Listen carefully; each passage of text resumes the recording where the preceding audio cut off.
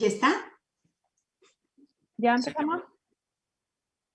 Vale, pues después de recuperarnos de este lapso que hemos tenido momentáneo y haber comenzado a retransmitir a través de nuestro canal de Facebook, nos habíamos quedado hablando con Cristina. Te damos la palabra para que nos comentes, aunque te ha pillado ahí un poco en frío, pero te damos la palabra a ti. Muchas gracias, Elvira. Pues como decía, para mí es un gran placer estar aquí transmitiendo nuestras impresiones en torno al libro que nos convoca, que es este libro de cine y psicoanálisis.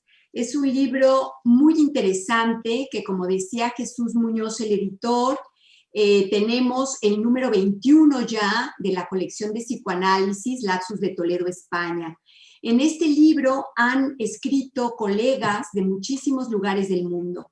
Entre ellos contamos en este momento con la presencia de un colega nuestro desde México, que es Sebastián Gutiérrez, que nos va a hablar un poco sobre su participación en el libro.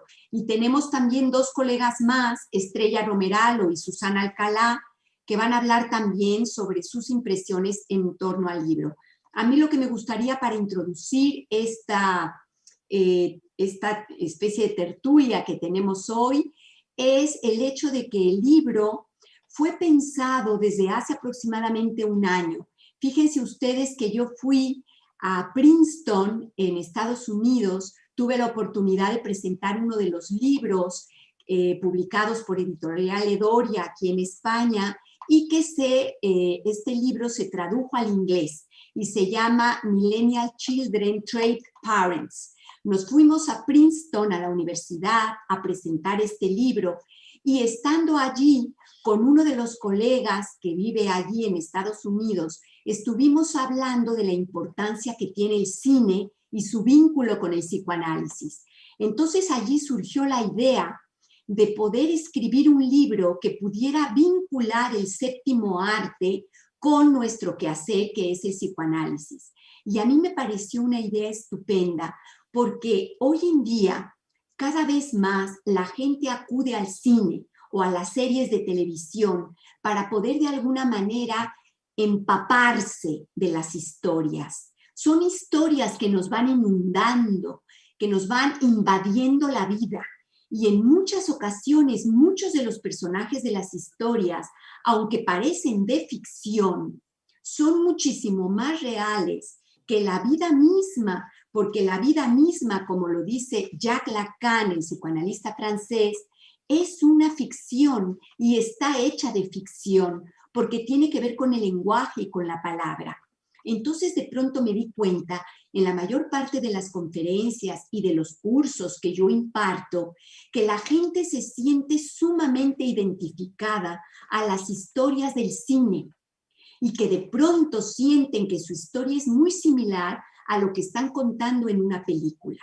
De pronto también me di cuenta de que el cine es algo que nos hermana a todos los países, porque tienes una película española, tienes una película mexicana, tienes una película norteamericana, y todas estas películas tienen en sí un tema que de alguna manera nos va a interpelar, nos va a invocar y nos va a evocar cosas propias.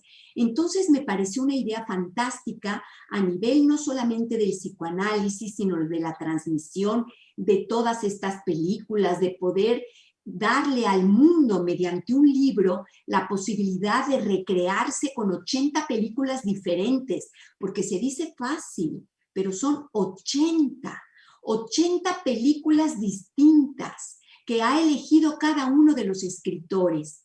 Y entonces te enteras de quién fue el director, en qué año esa película salió a pantalla, por qué esa película se hizo de esa manera, si ganó algún premio. Imagínense ustedes qué libro tan interesante en donde cada uno de los colegas escritores eligió su película. Entonces, estas 80 películas, todas ellas y cada una, son películas magníficas. Yo voy a contarles, por ejemplo, la que he elegido yo, El Padrino. Imagínense ustedes un clásico de esa naturaleza. De pronto poder tenerlo en un texto poder decir en qué año esa película se hizo, el director Coppola, todos los actores que estuvieron en ese momento, el gran Marlon Brando, basado en una novela escrita por Mario Puzo, y así como El Padrino, todas las demás películas que han sido elegidas son verdaderamente magníficas. Entonces yo creo que es un libro muy interesante porque recopila el trabajo psicoanalítico de muchos colegas que basándose en la película después esbozan algún caso clínico y dan cuenta de alguna estructura psíquica, lo que es verdaderamente interesante para cualquier tipo de lector, pero luego además tenemos en sí el vínculo del séptimo arte con el psicoanálisis y se abre entonces la posibilidad de hablar del descubrimiento freudiano, que es el campo del inconsciente, entendiendo que no estamos allí para psicoanalizar la película, sino para que sea la película la que dé cuenta del campo inconsciente y de lo que ha descubierto Freud. Entonces, verdaderamente aquella idea que surgió en Princeton me pareció muy interesante e inmediatamente contacté con el editor y director del editorial Edoria, Jesús Muñoz, y le comenté este plan y este proyecto. Y él estuvo muy entusiasta porque le parecía que realmente íbamos a poder acaparar muchos ámbitos en un solo libro. Y creo que ese objetivo se ha podido realizar en el libro de Cine y Psicoanálisis. Para mí es una gran satisfacción compartir con todos ustedes mi gran entusiasmo al ver la publicación de este libro. No solamente por todo esto que les he comentado, sino también porque estamos haciendo una, creo yo, posibilidad de convocar a muchas personas intelectuales y de la cultura que se han unido en esta escritura y que nos permiten colaborar juntos. Para mí, una de las cosas más hermosas que tiene la vida es poder colaborar con personas que tienen interés en las actividades culturales. Hoy más que nunca, que estamos viviendo momentos muy tormentosos, todos a nivel planetario, me parece que es verdaderamente hermoso reunirnos para hablar de cultura porque es lo que nos nutre el alma. Y yo nunca estaré, nunca a la altura del agradecimiento que siento por Jesús Muñoz, por la posibilidad que nos da de podernos reunir y de poder hablar de nuestro interés común a nivel de la cultura. Muchísimas gracias de verdad y quiero dar la palabra a los que van a seguir hablando para que ellos puedan decir su parte en este interesante proyecto. Las personas a las que hemos invitado en esta ocasión son lo que yo diría el brazo derecho hoy en día del Lapsus de Toledo, España. Por un lado, las mujeres que me ayudan y me apoyan en todo momento con los cursos que hacemos aquí en Toledo y en general en España, porque ahora con el Zoom también se abre la posibilidad a personas que están en Madrid y en otros lugares de España. Y allá en México a Sebastián Gutiérrez, que por medio de él tenemos un paso impresionante a las universidades y a muchísimos colectivos de México y de toda Latinoamérica. Muchísimas gracias a Elvira Rivero por la apertura con su librería de Hoja Blanca, que ya hemos trabajado con ella y que estamos unidos en este gran deseo de seguir adelante con la cultura, pese a quien le pese y pase lo que pase. Y muchísimas gracias a todos por su atención.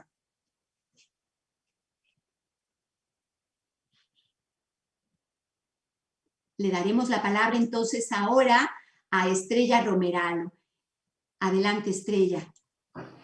Bueno, pues un placer estar aquí con la editorial de Edoria, con Hoja Blanca, la librería, en la presentación de este libro, Cine y Psicoanálisis. Yo os he preparado, dos anotaciones.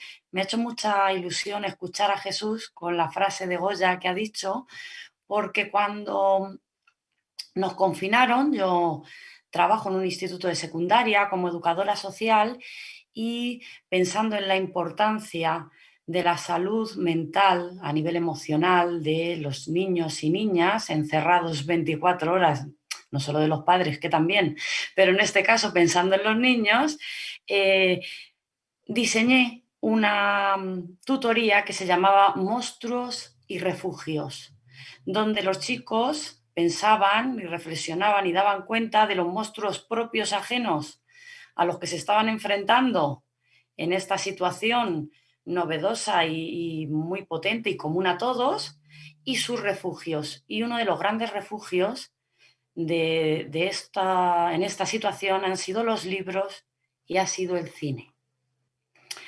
En este sentido, el cine ha sido un refugio a través del lenguaje visual, lanza mensajes a través de la palabra. Es una herramienta cada película que nos permite procesar emociones, hacer algo en el orden de la gestión de lo que nos está pasando. Porque vivimos o nos emocionamos a través de las historias de vida de los personajes que salen en esa ficción.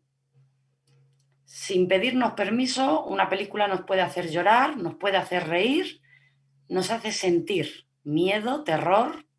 El cine te hace sentir sin pedirte permiso.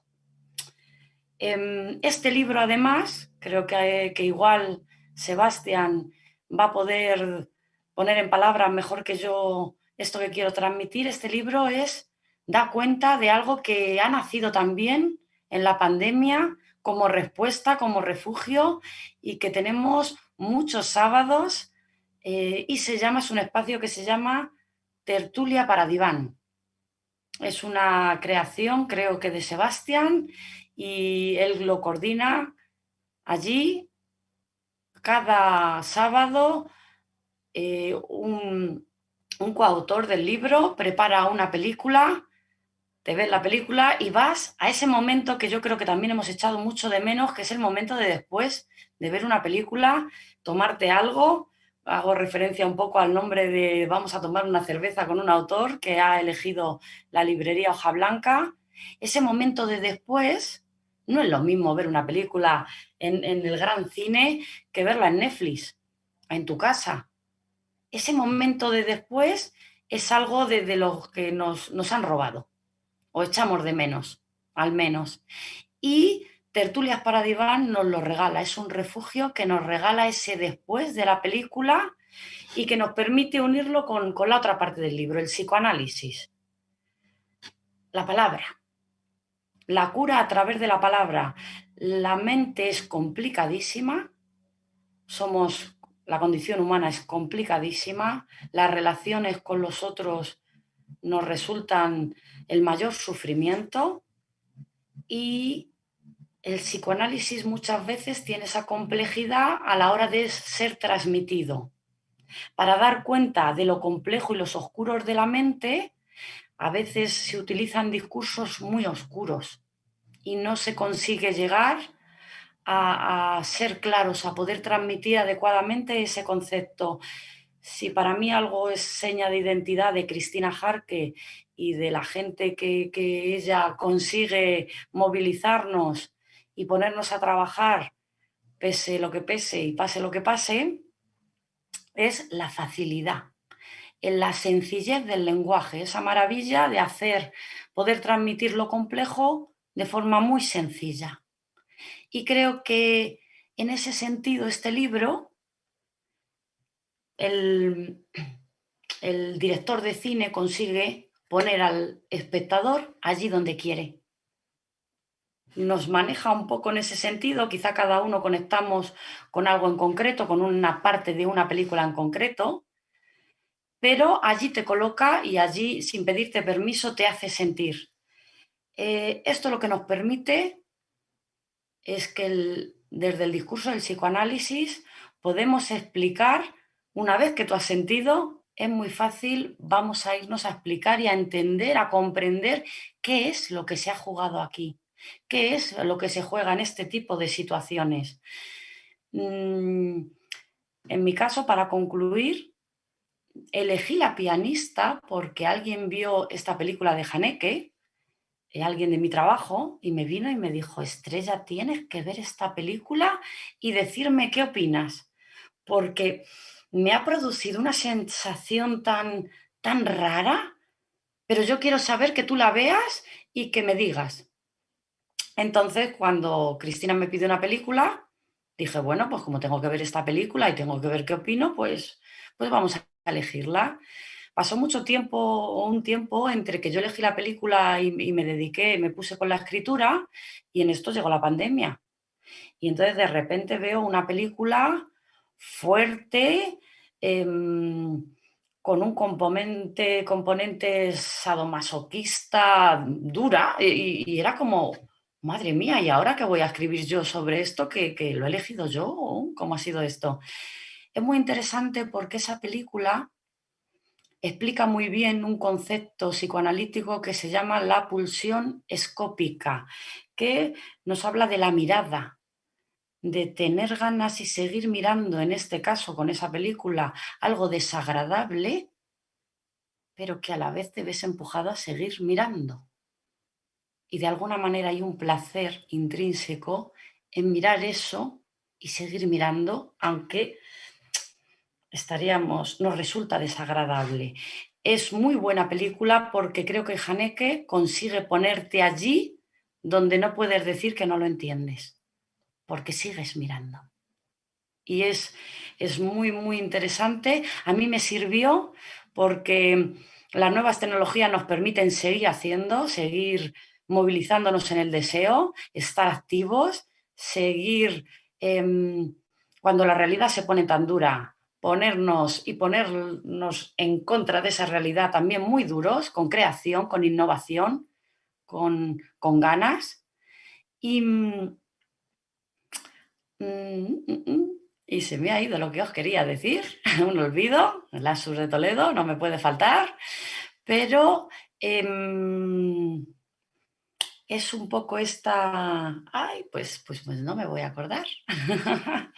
pero, pero esta película permitió que todo esto visual que ahora tenemos con las pantallas, eso es, ya ha venido, me permitió ver, en algunos casos, los niños hiperconectados, aquellos que tenían su ordenador, sus pantallas, como en algunos casos fueron un poco maltratados por algunos profesores con muchas tareas, como esas relaciones, cuento en el artículo, un examen en el que un profesor, agradezco que no sea un caso de mi instituto, pero sí que me trasladó una madre muy preocupada, pedía 3 cámaras para hacer un examen de matemáticas. Una debía enfocarle al niño, otra debía enfocar al examen y otra debía enfocar al móvil que debía estar dando la vuelta.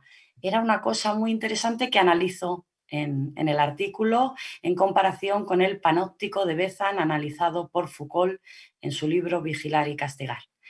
Recomendaros la lectura y recomendaros que os paséis un día por la tertulia de después de cada película que tenemos los sábados en Tertulias para Diván. Doy paso a Sebastián y muchísimas gracias por invitarme y por crear estos espacios y por apostar por el cine, por los libros y por la cultura. Gracias. Muchas gracias, Estrella, por la presentación y principalmente gracias a todos los que hacen posible que estemos reunidos el día de hoy. Definitivamente creímos que cuando empezó la parte de la pandemia, las posibilidades que tendríamos para mantener nuestras relaciones, que tan importantes son para cada uno de nosotros, se iban a ver limitadas. Afortunadamente, creo que si estás con las personas adecuadas, eso no es un obstáculo. Cuando Jesús estaba comentando y contaba aquella anécdota donde Cristina llega y toca la puerta, me parece fantástica por lo siguiente. Creo que conoces a una persona por lo que hace una vez que alcanza sus metas, sus sueños, sus anhelos. Entonces, seguramente va dentro de mi imaginario. Cristina llega, toca la puerta y se le abre. Desde que conozco a Cristina Jarque, no ha habido un solo día en que ella no abra las puertas para que más gente participe, para que más gente se integre con nosotros, para que la gente pregunte.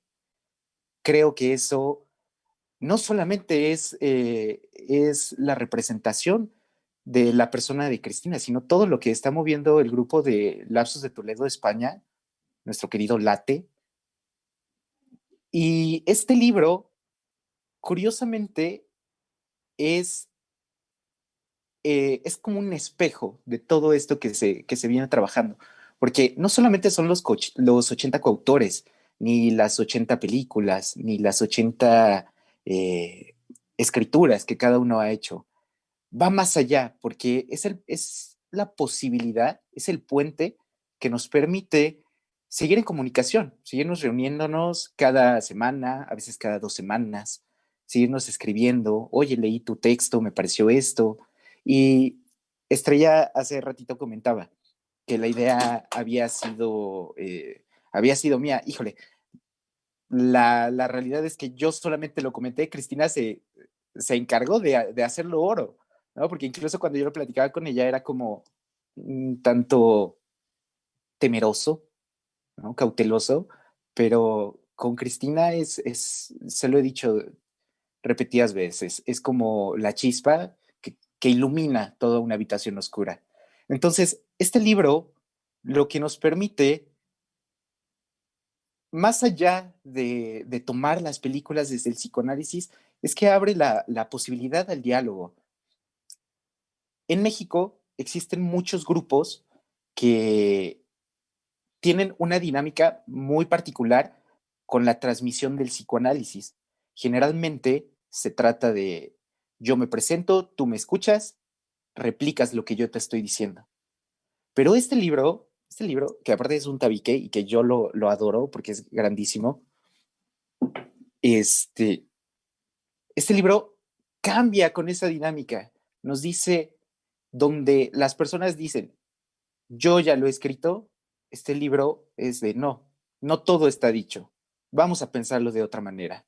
Entonces, creo que más que un libro de consulta, una especie de manual, incluso, como muchos textos de psicoanálisis son pensados, este libro es una invitación a que te acerques al arte, porque afortunadamente las personas se han podido salvar de esto tan complicado que ha sido derivado con la pandemia a partir del arte, de las películas, de la escritura. Alguna ocasión, creo que esto todo lo voy a recordar toda mi vida, alguna ocasión leía, quema todos los puentes que no te conduzcan a tu deseo, ¿no? Y yo pensaba, mi deseo es escribir. Y, y las películas me ayudan a seguir escribiendo sobre mi deseo. En este libro aparece un texto trazado sobre la película Mommy de Javier Dolan. La película es maravillosa, los invito a que la vean, pero algo que me encantó y que me atrapó es el soundtrack. Una de las últimas canciones que aparecen en la película tiene una frase que dice, Born to Die, nacimos para morir. La COVID-19 se ha encargado todos los días de recordarnos eso, que nacemos para morir. Pero aparece la falla de que si te juntas con las personas adecuadas, sí, vas a morir, pero también vas a vivir. Entonces, este libro es eso, es vida en un momento en el que ese anuncio estaba en letras gigantes, pero apareció como un subtítulo. Entonces, yo los invito a que lo puedan leer, lo puedan conseguir, se acerquen. La invitación también está para Tertulia para Diván, porque es como una extensión, o sea, no hay unos y no hay el otro. Cedo la palabra a mi querida Susana. Muchas gracias por el espacio.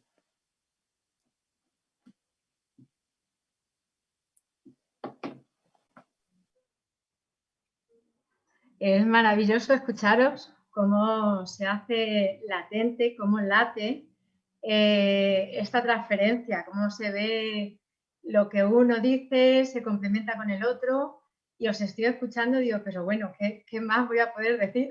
Si ya, aquí ya está todo dicho. Quiero dar las gracias a Elvira, a Jesús, porque la última vez que nos vimos estábamos en la calle, enfrente de Teatro Rojas, con nuestros monólogos. Nos dieron la oportunidad en ese momento de poder dar voz a nuestras mujeres, dar voz, llevar la cultura a la calle, hacer cultura de calle, hacer cultura de gente, de todo el que se acercaba por allí, se paraba a escuchar un poquito. Voy a pasar a leeros lo que he escrito sobre la presentación de este magnífico libro. Me detengo a la orilla de la tarde y busco las palabras olvidadas, los antiguos colores de la tierra, la huella luminosa de los árboles. Estás aquí, sonríes a mi lado, bajo la rama azul que se deshace en un pequeño cielo caminante. Otra rama de oro está en mi mano. Hablo contigo, como siempre. Cálidas, amorosas, las sílabas desgranan un lento surtidor de agua tranquila sobre el silencio de la piedra blanca. Y me detengo en esta orilla donde Hojablanca y Jesús nos erigen un puente para lograr cruzar al otro lado. Este puente que habla Sebastián. Llegar a ese otro lado, a la otra orilla. Un encuentro donde nos asienta, se hace latente y tangible en medio de esta situación que estamos transitando. Un nuevo amanecer. Y es gracias a ella, a la fuerza que Cristina nos regaló, concediéndonos la llave que hizo posible dejar de manifiesto, plasmar los deseos que se inscriben en este libro, en nuestro libro de cine y psicoanálisis, que aquí nos reúne y que nos reencuentra. Al escribir esta presentación, me visitan las palabras que ya han fluido por mis dedos y que ya han dicho también Estrella, Sebastián y Cristina. Puente, llave, deseo, orilla, una creación que emana desde la pulsión del amor, transferida por Cristina a cada uno de sus autores y que se transmite a todo aquel que se decida a abrir la puerta donde moran las palabras de este quimérico manuscrito. Nos introduce en el estudio del psicoanálisis a través del cine. Signos que muestran la delicadeza de sus detalles, cuidadosamente engranados, que nos envuelven para así dejar que se origine lo que ha quedado insertado en este inefable libro, donde convergen la singularidad de su divergencia y la subjetividad del propio lector. Una mirada, como decía Estrella, donde a la vez eres mirado. Thelma Louise fue mi elección. Eso es lo que en un principio pensé. Pero cuando me iba adentrando en las lecturas sobre la película, cuando iba viviendo las escenas con las cuales peregrinaban sus protagonistas, me di cuenta de que mi perspectiva era errónea. Fue ella la que me eligió a mí. Me fundía en su vagar, me disolvía y me introducía en mi propio deambular. Libertad. Qué enorme palabra. Una palabra que provoca a la vez un abismo, una nada, donde no hay sustento más que uno mismo. Para ello hay que vagabundear y traspasar una línea divisoria entre el otro y el yo. Reescribirse, atravesando la violencia que nos habita, una violencia que da el no poder una palabra, el no expresarla. ¿Quién soy? ¿Cuál es mi deseo? Un velo donde a través de cada uno de los relatos que vamos a leer se van a ir desvelando, nos van a ir mostrando las gotas de luz, sacar las palabras del lugar de la palabra y ponerla en el sitio de aquello que nos habla. Thelma y Luis es una película salvaje. Nos revela fuerza y tragedia en su trama, una gran capacidad de análisis y una manera muy singular de retratar y argumentar a sus protagonistas. Abre un camino a las historias subjetivas de cada una de ellas y las que ambas, en unidad, nos destapan. Una película que explota la libertad, la dignidad, la lealtad femenina como motor ante el mundo. Constituye un manifiesto feminista, al englobarse el fin en un momento socialmente determinante para la mujer, e invita a observar el deseo femenino, la angustia y la elección de Tánatos como vía de salida en un espacio desconocido, sin sostén donde agarrarse, para no morir en el intento. ¿Dónde posicionarse? ¿Qué hacer con el mundo que nos rodea? ¿Cómo subjetivar esa experiencia? Interroga sobre el deseo, sobre la maternidad, sobre la posición femenina, el dedo acusador de una sociedad que etiqueta, que constriñe, que sentencia. Dos protagonistas podríamos ser cualquiera de nosotros, hoy, en este mismo momento, frente a las elecciones establecidas o aquellas otras que se vislumbren, al penetrar el inconsciente que nos habita, que nos conduce. Un instante que nos devuelve el reflejo de los entresijos que se muestran en cada escena de nuestra cotidianidad. Gustave Flaubert citó: cuando leo el Quijote, quisiera ir a caballo por una ruta blanca de tanto polvo y comer aceitunas y cebollas crudas a la sombra de una roca. Cuando leas cine y psicoanálisis, querrás desfragmentar, indagar, cuestionarte los recovecos que nos arrullan, que nos hablan, que nos dicen. Cine y psicoanálisis es más que un libro, son las palabras de todos y cada uno de los que nos adentremos en él. Cine y psicoanálisis es pulsión de vida, es pulsión de amor. Muchas gracias.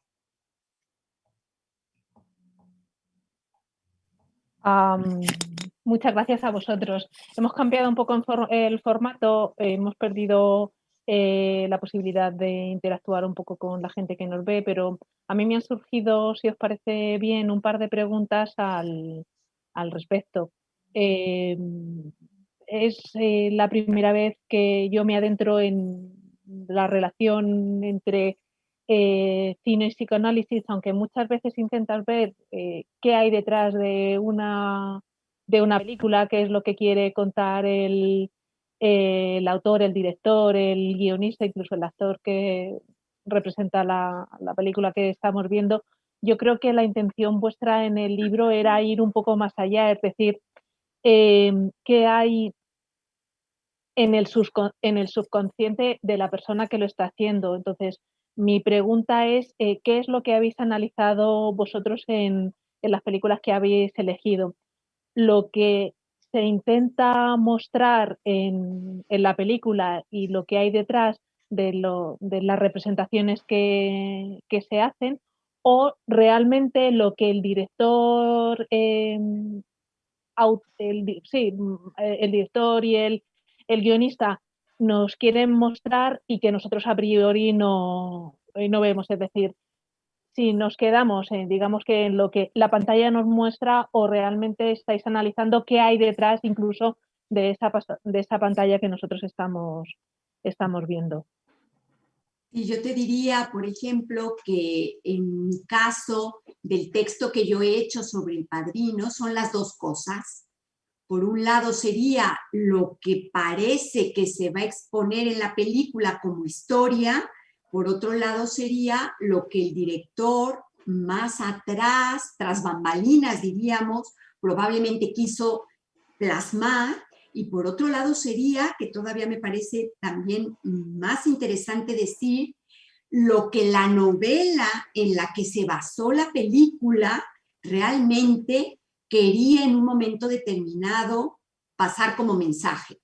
Porque hay que tener en cuenta que cuando nosotros vamos al cine, lo que vamos a ver allí es una historia que ya está pasada por otras personas que lo han hecho posible. Entonces, primero tenemos una primera escritura, que sería la novela. Por ejemplo, para aterrizar la idea, yo me voy a dirigir a lo que escribí yo, que es El Padrino. Es una novela de Mario Puzo, pero resulta que a la hora de pasar la película se va a hacer un guión de la novela. Y después, a la hora de que se va a dirigir, pues va a haber algunos cambios también probablemente en los personajes, o dependiendo de cómo la historia va a ir teniendo su giro. En el Padrino, lo que fue bastante interesante es que hubo un colega que quiso escribir sobre El Padrino 2 y El Padrino 3. Fíjate qué cosa más interesante. Yo no sabía que quería escribir sobre El Padrino 2 y El Padrino 3, me pareció súper lindo porque a la hora de que yo le pedí que escribiera en el libro y me dijo El Padrino, yo me quedé un poco patidifusa porque yo ya había escogido El Padrino. Y dije, bueno, si escoge El Padrino otro colega, pues yo escojo otra película. Yo tenía otras para escribir. Pero cuando me dijo, pero fíjate que voy a escribir Padrino 2 y Padrino 3, bueno, ahí ya me pareció como una especie de eso que decimos cuando se alinean los astros, porque dije, no puede ser, porque yo voy a hablar justo del Padrino 1. Entonces, que alguien escriba el Padrino 2 y el Padrino 3, como que me deja lista la trilogía, y me pareció genial. Pero respondiendo un poco tu pregunta, pues fíjate, hay una parte en donde en el texto que yo escribí, a mí me parecía súper importante plasmar toda la parte de lo que llamamos pues la sociedad patriarcal, porque estamos hablando de los años 70, en 1972 se estrenó esta película del Padrino. Y fíjate, yo me acuerdo cuando yo la fui a ver en México, en aquel tiempo, pues era el peliculón, que hoy en día sigue siendo un clásico bárbaro, la música, inmediatamente te acuerdas del Padrino. Es una película, un clásico maravilloso que nadie debe perderse. Yo he de decir personalmente que me gusta mucho más la 1 que la 2 y la 3, por eso yo no quería escribir las otras dos. Pero sí me doy cuenta de que El Padrino 2 es importantísimo porque allí te va a hablar de toda la juventud de don Vito Corleone, que es muy importante también comprenderla. Pero sin embargo, yo quería tratar la sociedad patriarcal en los años 70, que es completamente diferente a 2021 en muchos aspectos, pero sigue siendo la tiranía de estos patriarcas bastante común, sobre todo en los países hispanohablantes. Lo mismo que la complicidad de las mujeres con esos maridos que en muchas ocasiones toman decisiones muy duras, muy tiránicas, y las mujeres se quedan como arropando estas tiranías sin defender, digamos, la justicia que debería de hacerse en algunos casos, en algunos hogares. Entonces, a mí me parecía importante transmitir eso porque la familia del Padrino no solo era la pequeña familia de los hijos del Padrino, el Sonny, el Fredo, que era toxicómano, la misma Connie, que era la niña, y el Michael, que es el que luego se va a convertir en el Padrino, sino que era toda la familia mafiosa, en donde el Marlon Brando ocupaba ese lugar omnipotente del gran Padrino, un dios. Entonces a mí me parecía muy importante plasmar eso desde el punto de vista psicoanalítico, pero luego me parecía básico ir a cada personaje y como en un texto pequeñito no puedes escribir todo esto que es una película de muchas horas y de un gran trabajo con personajes súper importantes todos ellos. Entonces yo como que cogí el matrimonio que era el de Michael con Kay, la norteamericana, y traté de plasmar allí lo que tenía que ver con el deseo, que es lo que nos va a interesar a nosotros como psicoanalistas. Entonces a mí me parecía muy importante ver dónde estaba el deseo de Michael y dónde estaba el deseo de Kay, su mujer, y tratar como de abrir la interrogación a tratar de entender si realmente Kay era una víctima, como en muchas ocasiones ya ves que ocurre, sobre todo en algunos grupos de personas donde muchas mujeres acuden a esos grupos más en un lugar de víctima que en un lugar realmente de responsabilizarse del sitio. Entonces yo quería plasmar allí, porque Kay va a ser finalmente una mujer maltratada. Pero mi gran pregunta era, ¿es víctima ella del maltrato de su marido Michael, que luego va a maltratarla psíquicamente, no tanto físicamente? ¿O ella tiene un lugar allí que quizás no se da cuenta, pero que si uno lo trabaja a nivel inconsciente, puede uno determinar al observar la película el lugar que tiene Kay en ese sitio de esposa de Michael? En otras palabras, que ella pudo haber dicho no me caso contigo, pero no lo hizo, se casó con él. a sabiendas de todo lo que se estaba gestando allí. No era una, digamos, sorpresa para ella.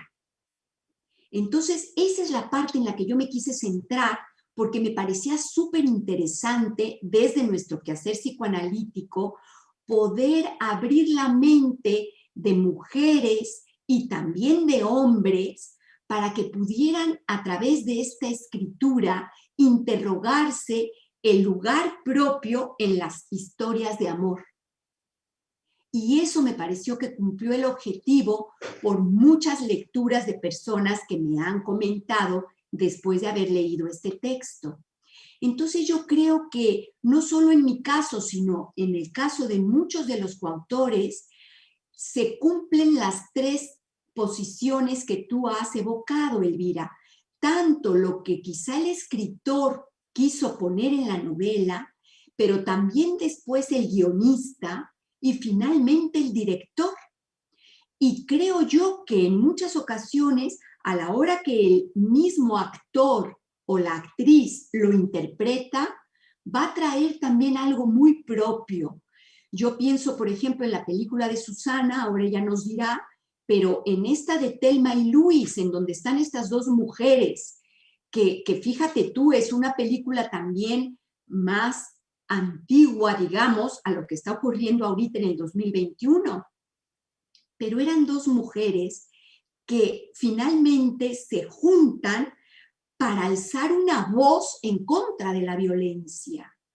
Y me parece que todo lo que se puede ir viendo en el texto de Susana va poco a poco a evocar lo que se plasma en la película, pero también en la historia en la que se basó la película y también en lo que la misma Susana observa de todo esto. Entonces creo que son muchas visiones y creo que eso es lo que hace muy enriquecedor este libro, en mi opinión. Otra pregunta que os quería hacer es, Estrella sí ha comentado cuál ha sido la razón por la que ha elegido la película, coincidieron que se la recomendaron y que tenía que hablar sobre una, pero el resto, ¿qué os impulsó a elegir esa película respecto de las cientos de miles de opciones que había?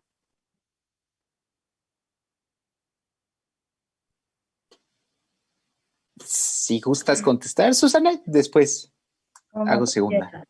¿No? Como tú quieras. Damas primero, por favor. Pues muchas gracias, caballero. A ver, a mí, Thelma y Luis, como he dicho al principio, pensaba que me había venido así, pero luego me fui metiendo y es un poco la posición femenina. La posición femenina de Thelma y Luis está hecha en una época donde había una lucha feminista, donde la mujer estaba en una posición y tenía que romper. Era salir de su casa, era salir, el deseo y encontrar esa salida. Creo que actualmente estamos todavía, las mujeres ahí un poco encontrando nuestro deseo, dando voz a nuestro deseo, luchando por esa libertad que hablo, por esa libre elección de maternidad, si quieres o no quieres, como dentro de nuestra propia género, de nuestra posición femenina, nosotras mismas también hacemos juicios y lo que pedimos a los hombres por un sitio lo hacemos también las mujeres por otro. Entonces es un poco el momento en el que también yo me encontraba en esa búsqueda de libertad, en ese poner respuestas a preguntas que yo me voy planteando con el psicoanálisis. Por eso cuando el lector que coja el libro y empiece a leer un texto, va a ir viendo lo que dice el director, como decía Cristina, lo que escribe cada uno, pero aparte va a conectar con una parte propia de eso que está leyendo. Entonces van a ser puertas para su propio descubrir.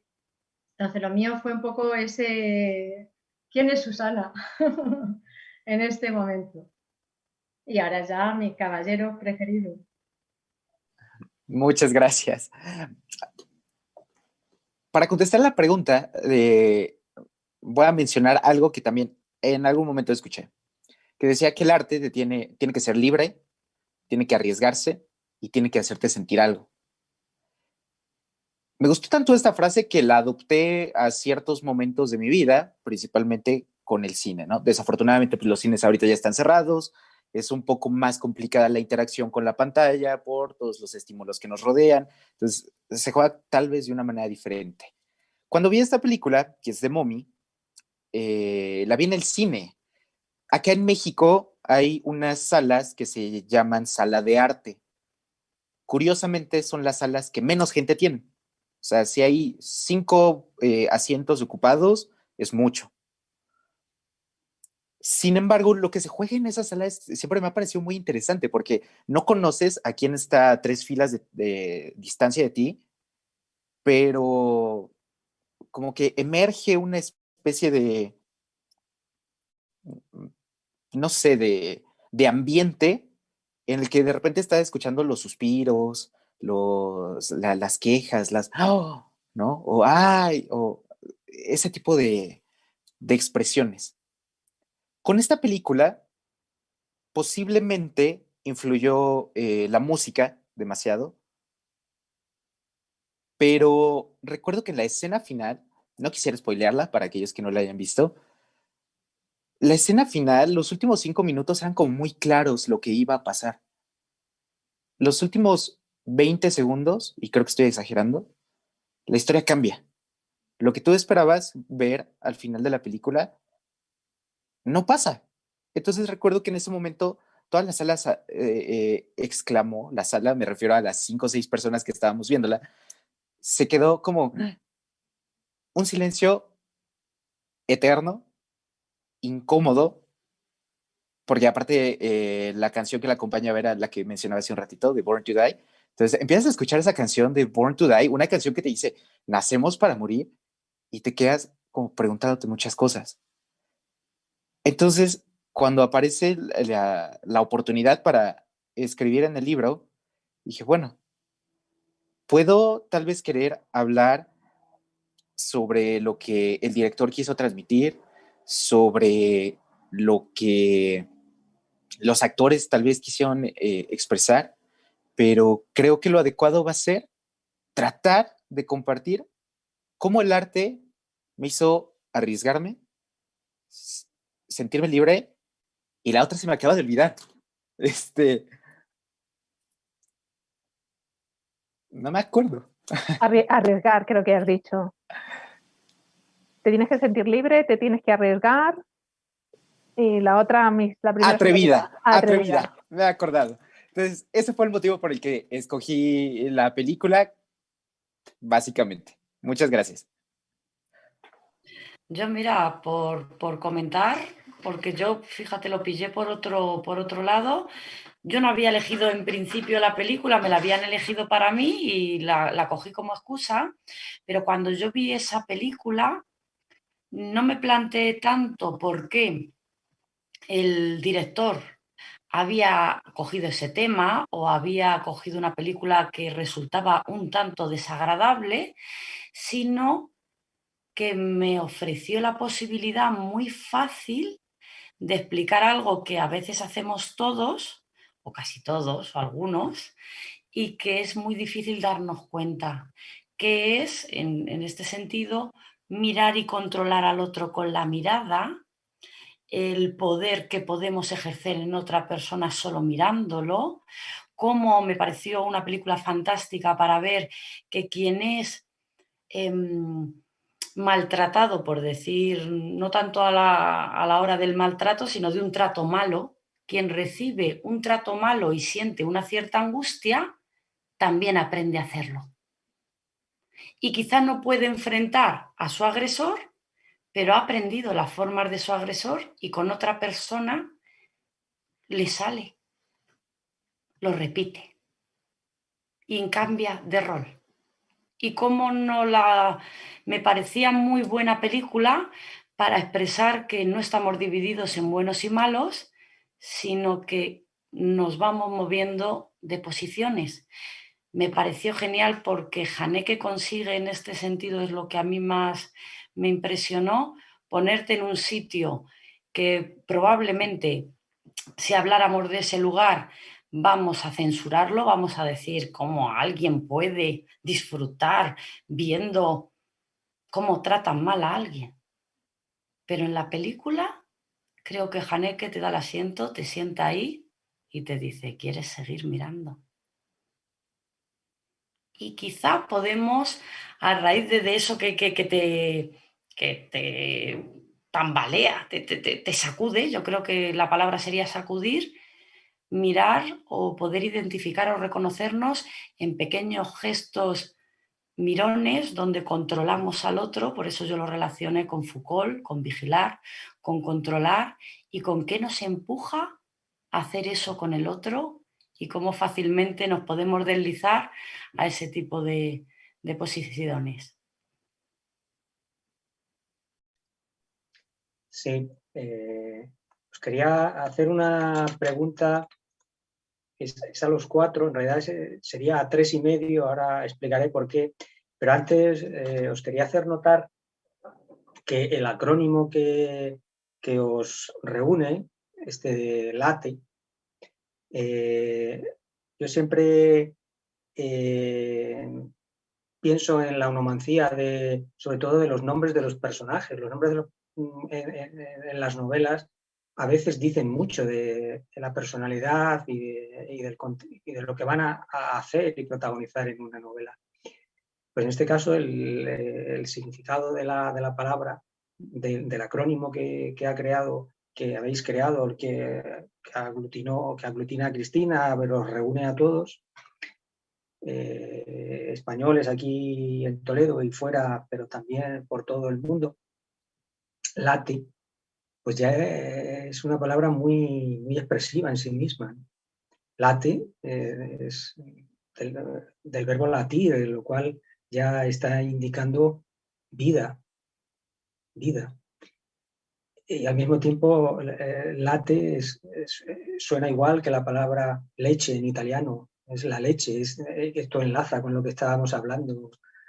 Lo que yo decía justo al principio, que no solo de pan vive el hombre, y es un alimento, ¿no? Es el alimento más completo, la leche, ¿no? Pues este latte y la colección de Toledo, el Laxus de Toledo, pues os reúne bajo el nombre de latte, bueno, pues latte. Yo os quería hacer una pregunta, se sale de lo que nos ha congregado aquí del libro, pero en vuestra experiencia profesional, digo que 3:30 porque al final acabo hay 2 psicoanalistas, Sebastián y Cristina. Lo que pasa es que digo 1:30 porque aunque ambos sois psicoanalistas, pero uno está en España, en Europa, y Sebastián está en México. Y entonces pues quizás el sentido es diferente.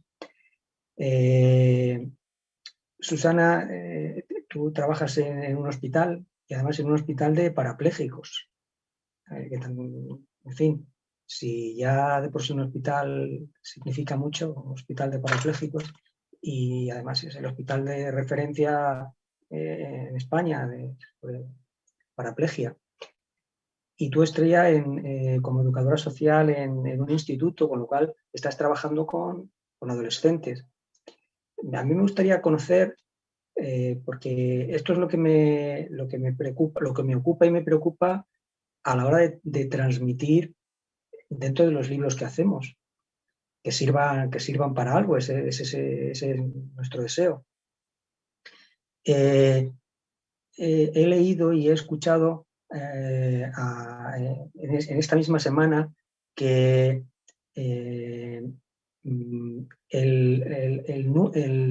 los metros cuadrados de las nuevas casas que la gente ha comprado en este periodo de pandemia, por primera vez desde hace mucho tiempo ha subido. Es decir, la gente necesita un espacio mayor, y que también ha subido el número de gente que se ha comprado casas en el campo. Es decir, la pandemia ya no solo nos ha ocupado de manera a la manera sanitaria. También nuestra sensibilidad, nuestra cabeza está cambiando. El comercio, pues posiblemente también ha cambiado y mucha gente pues ha empezado a comprar a través de la red, lo cual a su vez pues quizás haga cambiar la arquitectura de los bloques de edificios, porque a lo mejor ya no se necesitan tantos locales comerciales, y a lo mejor se empieza a trabajar desde polígonos industriales en naves. Pues a lo mejor también los muebles que dejaban un espacio para meter la televisión, pues ahora muchas televisiones son tan finitas que se cuelgan como un cuadro. Pues a lo mejor esto resulta que la forma del mobiliario pues también cambia. Bueno, desde vuestra perspectiva profesional, decía que he leído lo de la arquitectura, lo del cambio de metros cuadrados de los edificios, etcétera, y había escuchado también que, bueno, ahora aquí, por lo menos en Europa, estamos en lo que llaman la tercera ola. La tercera ola pero se trata exclusivamente sanitaria. Pero había un alemán que decía que cuando terminen todas estas olas sanitarias, habrá otra ola y será de carácter psicológico. Bueno, ya se ha acuñado y es muy, muy común hablar de la fatiga pandémica. Yo creo que la tengo, estoy hasta las narices de la pandemia. Desde vuestra perspectiva, ya digo, pues estoy tratando con adolescentes, Susana con enfermos y además con un trauma grande. Y Cristina y Sebastián, ¿vosotros notáis también en vuestros pacientes que algo ha pasado? ¿Os ha llegado también una ola de pacientes o ha cambiado tanto que nuestra sociedad, nuestro modo de ver las cosas, espero que en breve veamos la luz y cuando salgamos otra vez tranquilamente todo sea diferente? Bueno, pues no sé si quería alguien, yo voy a comentar. Creo que hay crisis y crisis. Hay crisis en las que uno pasa y se pasa la crisis y hay crisis que lo cambian todo. En ese sentido es una crisis importante, no sabemos si nos va a cambiar el mundo, temporalmente lo está haciendo, y igual que hay gente que está deseando que acabe para volver a lo de antes, también hay gente que no quiere volver a lo de antes, esto que decías de me compro la casa del campo y voy a cambiar mi forma de vivir, porque yo tenía una cajita de zapatos porque no pasaba tiempo en casa y he tenido que estar encerrado en mi caja de zapatos 3 meses. En mi ámbito, que trabajo con adolescentes y con niños, pero también trabajo con los adultos que los rodean, muchas veces el malestar en la escuela no solo es sentido por los niños, ni esta situación está solo tensando la salud mental de los niños, sino de los adultos, ya sea familias, ya sea profesorado, docente. Creo que ha hecho, en mi experiencia, poner un foco de atención vital en algo que la educación no siempre lo pone, que es la salud psíquica, mental de las personas, porque está tensionadísima, muy, muy tensionada. Este año, además, nació en el confinamiento, pero le hemos conseguido dar una vuelta más en el instituto ahora, al empezar este curso. Tenemos todo un proyecto que se llama Emocionarte Juanelo. Mi instituto es el Juanelo Turriano de Toledo y tenemos que tramitar, hacer algún tipo de gestión de todo lo que nos está pasando dentro del proceso escolar. Dar la voz a los niños de las emociones tan fuertes y darles posibilidades de expresarlas, pero también a los profesores. Dentro de este, por ejemplo, de este proyecto, pues hemos trabajado el duelo. Temas tabús como el suicidio. Hay unos estudios a nivel de salud mental que se están haciendo por muchos perfiles profesionales que nos dicen que hay un analfabetismo grande, ellos lo llaman así, sobre la salud mental y en adultos, en niños, pero en adultos también más. El niño es muy honesto. Finalmente te viene sin filtros y te dice, me pasa esto, quiero matar a este. Te lo dice, no se anda con envueltas. En cambio, el adulto muchas veces ni nos permitimos, hay que seguir, hay que seguir, hay que seguir, hay que seguir, hay que seguir. Y entonces cuando aquello ya explota, ¿cómo hacemos? Entonces, por ejemplo, uno de las entradas que hicimos en un Padlet que se llama así, Emocionarte Juanelo, era, señores adultos, si ustedes no pueden con todo, pidan ayuda, porque así sus hijos cuando no puedan con todo, sabrán que cuando uno no puede con todo hay que pedir ayuda. Pero mi trabajo es muy gratificante con los profesores, por ejemplo, con la posibilidad de dar un lugar y un espacio y tiempo, que es lo que yo aporto al instituto porque no tengo clases, yo lo que tengo es tiempo y orejas y me las ha educado el psicoanálisis, la pedagogía también, pero el psicoanálisis enormemente, es poder decir lo que nos pasa, para ver luego qué queremos hacer con esto que nos atraviesa y que nos está sacando pues monstruos que teníamos y que no queríamos ver, pero aquí están saliendo y no hay manera. Los propios y los ajenos, pero también refugios compartidos que nos están haciendo, por ejemplo, a este grupo que late y late, que nosotros decimos qué bien late,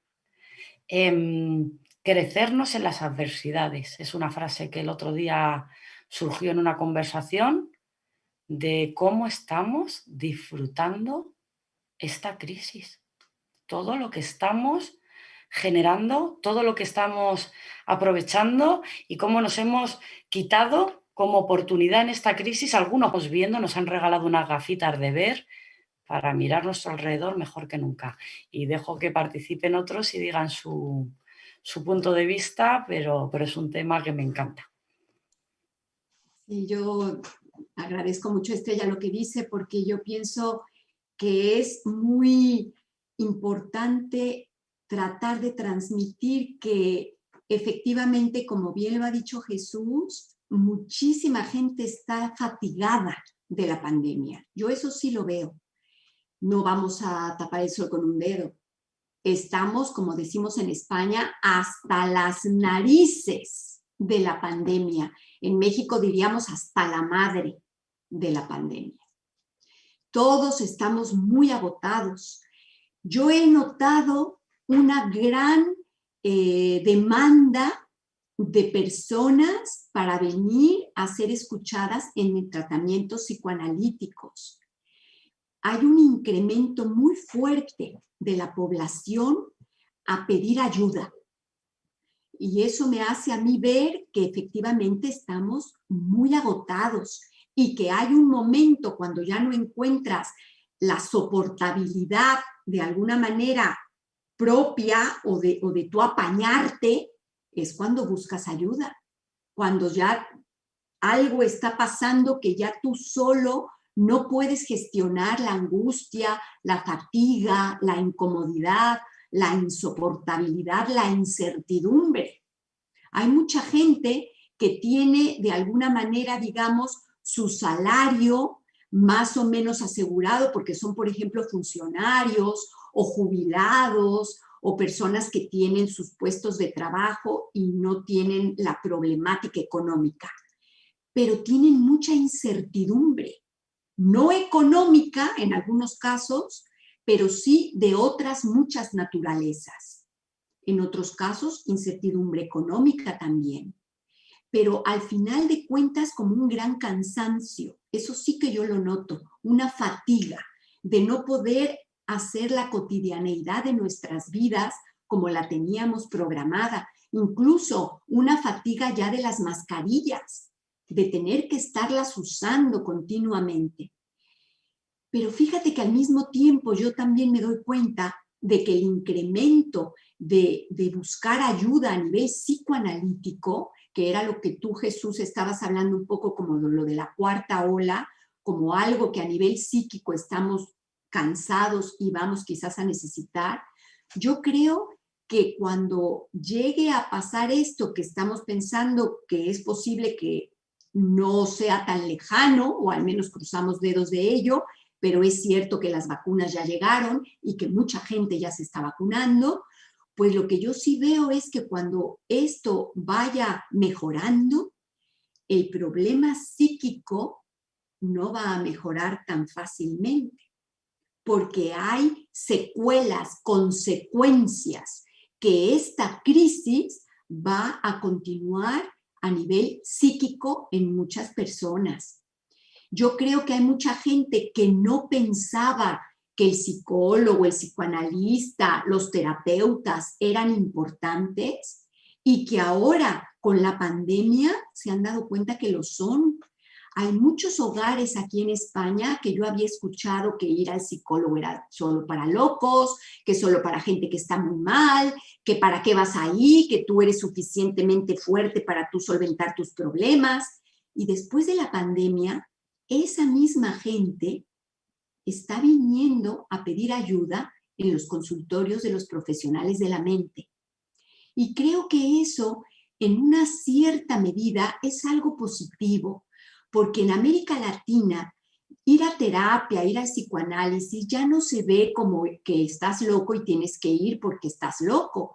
Ya yo desde que me vine de México hace ya varios años a Europa, yo notaba en América Latina que hay una especie como de educación para ir con terapeutas o con psicólogos o con psicoanalistas como parte de la vida, para evolucionar, para conocerte un poco más, para entender un poco más el campo inconsciente.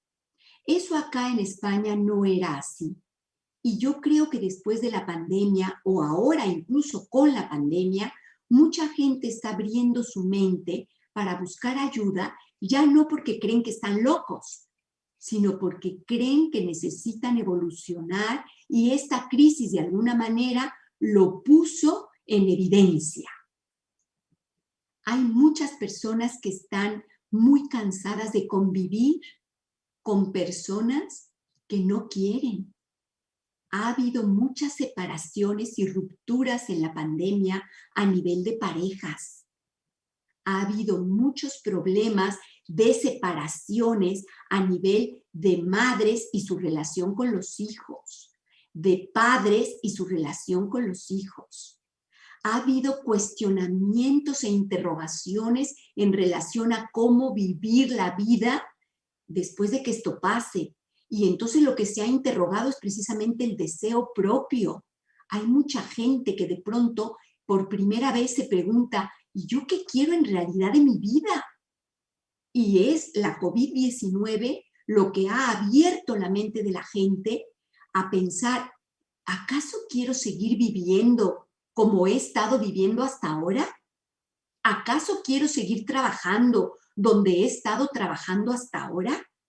¿Acaso quiero seguir siendo amiga de esa mujer que dice que es mi amiga íntima? Y como eso todo. Y se ha interrogado y en muchas ocasiones se ha subvertido y se está cambiando. Y yo creo que es algo positivo porque pone a la gente en el camino de su deseo y abriendo sus cabezas a escucharse a sí mismos y a querer tener derecho, el derecho de todo ser humano de vivir conforme al deseo que nos habita. Y eso es lo que transmite el psicoanálisis. Conoce el deseo que te habita y trata de vivir conforme a él. Yo de alguna manera siento que los que estamos unidos en esta familia que le hemos llamado Late y en esta otra familia que le llamamos la familia Ledoria, somos personas que estamos agrupadas en el camino de un deseo la cultura. Y creo que algo de ese orden nos motoriza y nos permite seguir funcionando.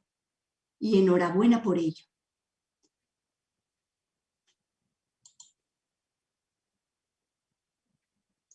Si quieres decir algo, Sebastián, desde ahora, Sebastián, no, ahora cedo yo la palabra a Sebastián. Gracias. Yo creo que nos estamos enfrentando a un momento demasiado complicado. Pienso que las personas que ahorita estamos enfrentando lo derivado con la pandemia, en ningún momento de nuestra vida habíamos siquiera contemplado la posibilidad de que nos iba a llegar un momento en el que todas y cada una de las decisiones que habíamos tomado íbamos a releerlas, ¿no? Precisamente lo que comentaban, con quién te estás juntando, cómo te estás cuidando desde el aspecto físico, ¿no? Cómo te estás cuidando, qué estás haciendo, dónde te estás moviendo, pero desde la pregunta de, ¿eso es lo que quieres? ¿No? Creo que no se podría decir que no se puede generalizar los efectos de la pandemia, porque así como hay personas a las que les ha ido fantástico y que han tenido las oportunidades que en ningún otro momento tal vez se hubieran generado, también hay otras a las que pues desafortunadamente no son las mejores o las que más les favorezcan. Acá en México la realidad es que se nos conoce como un país diverso, ¿no? Principalmente por todo el territorio geográfico, las playas, etcétera. Sin embargo, no nada más hace referencia a esa parte, sino las posibilidades con las que las personas enfrentan su día a día son muy distintas. Lo ponía en el texto de COVID-19, o sea, no se sufre igual, tal vez en un departamento de Polanco, que en la Sierra Tarahumara, ¿no? Entonces, creo que lo que la pandemia nos está demandando es que nos cuestionamos cómo vamos a afrontar la manera en la que nos está afectando.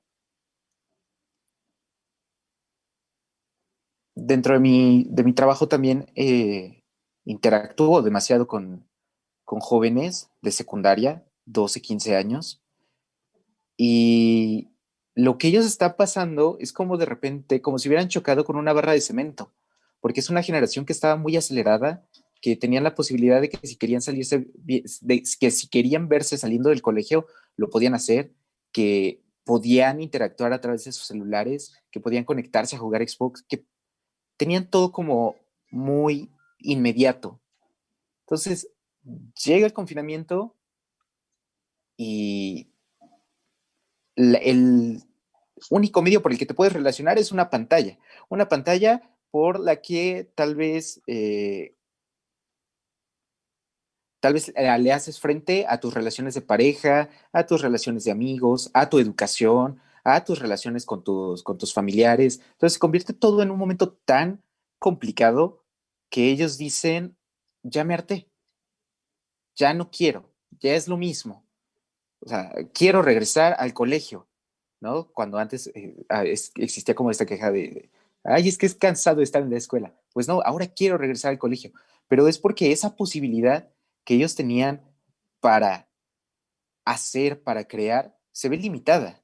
Y por supuesto, por la edad, las características de la etapa que están viviendo, ellos ahorita no tienen las herramientas para poder decir, ah, bueno, lo voy a ver de esta otra forma. Entonces creo que es importante buscar los espacios y que se genere este tipo de aperturas para que la gente pida ayuda, pero también para que esa ayuda sea escuchada, ¿no? Para que esos gritos que aparecen a manera de berrinche, a manera de no entrego mi trabajo, o etcétera, etcétera, etcétera, puedan ser leídos. Y creo que eso es lo que permite que el psicoanálisis tenga vigencia y desde mi punto de vista a partir de la pandemia el psicoanálisis va a tener como un segundo aire, porque así como el arte, como la cultura, son los estilos de vida, iba a decir profesiones, pero creo que no va hacia ese lado, son los estilos de vida que realmente te permiten atender la condición humana, ¿no? Que es todo lo que te aqueja, pero también todo lo que te mueve. Ahora sí, querida Susana, por favor. Muchas gracias, querido Sebastián. En el hospital ahora mismo es una situación un poquito más delicada, porque en sí el hospital de parapléjicos siempre ha sido la esperanza del lesionado medular, de la persona que tiene una lesión medular y está en otro hospital. Entonces era la cuestión de ir al hospital de parapléjicos y para recuperarse, para estar ahí. Ahora con la pandemia esa esperanza es más desgarradora, porque claro, están en hospitales donde la mayoría de la gente, donde la mayoría de los enfermos están en hospitales generales. El hospital de parapléjicos es exclusivamente para parapléjicos. Están en hospitales generales donde están prácticamente con COVID, donde el personal sanitario está con sus contagios. Entonces, el deseo, la pulsión, el hecho de querer estar en parapléjicos es mucho más desgarrador. Se ponen en contacto con las llamadas de teléfono, los familiares, se quieren agarrar a esa esperanza de una manera, claro, ya es totalmente mi salvación. Ya tengo que salir de aquí, es una manera de salir de donde están. Entonces, están en un proceso con muchísimo más angustioso ante esa espera. En la familia, porque atendemos allí, yo atiendo a los familiares y a los pacientes.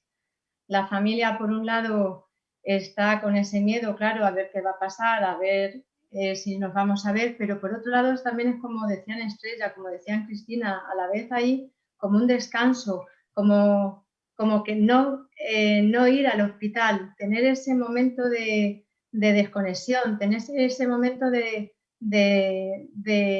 ocuparse también de ese cuidador.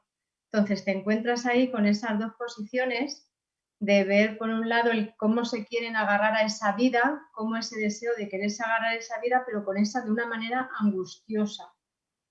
Y cómo los familiares, por otro lado, algunos no se pueden desprender y cuando los dices que no pueden estar con la familia, que no pueden pasar de la puerta del hospital para adentro, cómo se vive. Es muy desgarrador. Y por otra parte, por otro lado, alguno su deseo es no estar ahí y se produce esa ruptura y se produce esa grieta.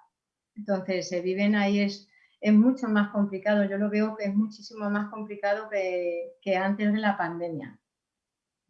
Porque el agarrarte a una situación se hace como más, como más desgarrador, es mucho más angustioso. Lo que antes se vivía de una manera más llevadera, porque sabías que iba a llegar, ahora es muchísimo más angustioso. Esa esperanza es angustiosa. Me parece súper increíble eso, que la esperanza sea angustiosa. Yo voy a comentar, perdón. Solo una pincelada, dos pinceladas muy chiquititas. Una, creo que cuando termine la pandemia, un colectivo que va a demandar, y de hecho yo creo que ha empezado a hablar, cuando es un colectivo que normalmente no habla, son nuestros sanitarios, nuestros médicos, que llevan un año en una situación, soportando una situación muy, muy, muy, muy dura, y creo que yo en la tercera ola he empezado a escuchar mucho más, a empezar a palabrar a los médicos lo que a ellos les pasa, médicos, enfermeras, limpiadores, personal sanitario. Eso por un lado, y luego para irnos al lado de la esperanza, ese juego que hace la cultura, decir un descubrimiento que he hecho hoy en una clase de primero de la ESO que me ha parecido magnífico. Los niños han inventado un juego de rol, que vamos a ver si lo pueden dibujar y lo imprimimos. Es un juego de cartas, donde uno hace del COVID y otro hace de la sociedad. El COVID se expande por los países y juega sus cartas, y el otro mete vacunas, aislamiento, y entonces solo puede ganar uno. Me parecía magnífico porque me recordaba una frase de creo que es de Rey, de Rafael Rey, que dice: el saber y el humor es la posibilidad de enfrentar los desafíos, no recuerdo la cita, pero estos niños, a través del juego, que es otra forma de cultura, están tramitando y están jugando todos los días a ver cómo le ganan al virus. Me ha parecido magnífico y les he dicho: esto lo tenemos que sacar, por favor. Entonces, la cultura, yo creo que es esa posibilidad de tramitar estas pérdidas y estos duelos de esta crisis tan importante que estamos atravesando. Bueno, por citar, quería Freud, el chiste y su relación con lo inconsciente, ¿verdad? Bueno, yo personalmente estoy muy a gusto, pero vamos a tener que ir dejándolo ya, porque aquí en España todavía tenemos confinamiento a partir de las 10 de la noche, y Elvira tiene que cerrar la librería y se tiene que ir a su casa. Entonces, pues muchas gracias a todos, a vosotros que habéis participado, pero a los que nos escuchan o nos escucharán. Qué interesante hubiera sido, Cristina, que tu hijo, que va para director de cine, pues nos hubiera también alumbrado sobre, a lo mejor, igual que cambia la arquitectura, el comercio, pues a lo mejor el cine también cambia, ¿no? Sí, yo le invité, nada más de que no se pudo unir, porque justamente creo que te comenté que él hizo el montaje de precisamente la película El Plan, y hace poco lo he puesto hace poco porque está ahora con otro proyecto y por eso no se podía conectar ahora, pero decirles que él escribió uno de los prólogos del libro y que me parece un prólogo muy interesante porque habla precisamente desde el punto de vista del cine y lo que él piensa en función de la escritura de la mente humana y el cine. Muy interesante prólogo a leer. Muy bien. Bueno, deciros, ya terminamos, que el año pasado fue el 25 aniversario de la editorial. Vaya año que me tocó para celebrarlo, pero que no pasa nada, que este año vamos a celebrar el 26º, no hay problema. Y que vamos a seguir, en la medida de nuestras posibilidades, dando alimento, leche intelectual de manera global, pues con libros como este, de cine y psicoanálisis, que vale para todo el mundo, y de manera particular para las letras y la cultura toledana. Esta mañana venía un artículo en la contraportada de un periódico local diciendo que nadie se había acordado. Este año se celebra el aniversario de los comuneros, de las comunidades de Castilla, y en particular de la figura de Padilla y de su mujer María Pacheco.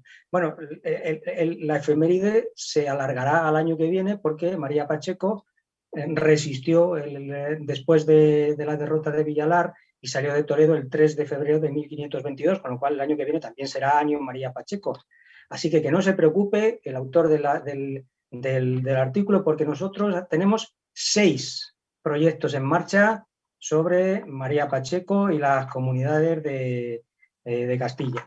Y por último, emplazaros a todos vosotros, porque el próximo viernes vamos a tener la presentación de otro libro, y en este caso pues me vais a tener que aguantar a mí, porque yo soy el autor. El día 8 es el Día de la Mujer. Bueno, pues el viernes 5, me parece, pues yo hablaré sobre una mujer excepcional, una mujer del siglo XVI excepcional, Luisa Sigea. Lo que ha quedado de ella, de la pobre, es que era políglota, que hablaba 9 idiomas, entre ellos el sánscrito, el árabe, escribía en latín. Bueno, era una mujer excepcional, injustamente olvidada. Y bien, bueno, pues no sé si aprovechando o la casualidad ha hecho que sea así, pero aprovechando que el día 8 es el Día de la Mujer, pues el día 5 yo hablaré sobre esta mujer, Luisa Sigea, de manera que estáis todos invitados. Y este no es el final, todo continúa. Muchas gracias a todos. Gracias. Muchas gracias a todos.